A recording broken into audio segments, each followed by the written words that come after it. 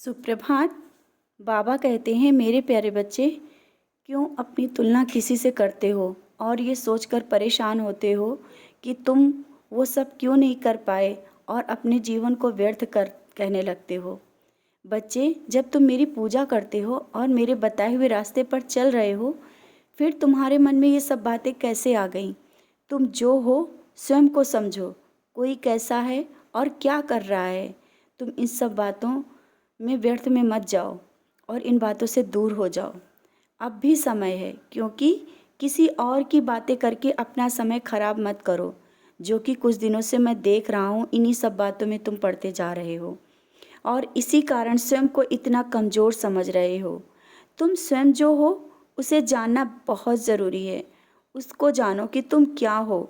उन सब से अलग हो जाओ और समय आने दो। तुम सबसे अलग दिखाई भी दोगे।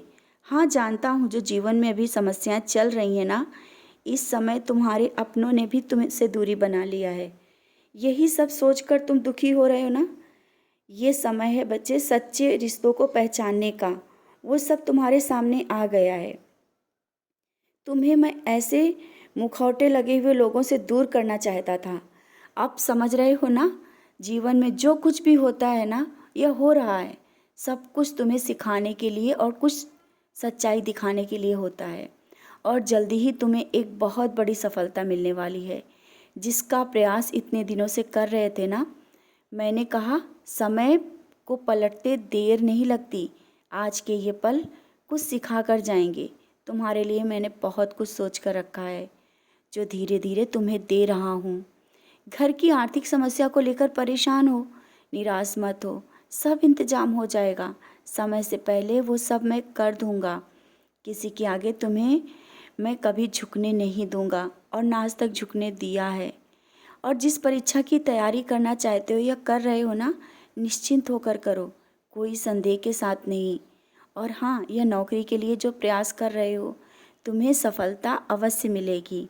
ये मेरा वादा है।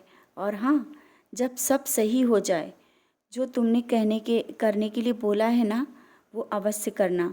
क्योंकि जब परेशानी में कुछ होते हो ना, तो कुछ ना कुछ मन्नत बोल देते हो और बाद में जो कि भूल जाते हो।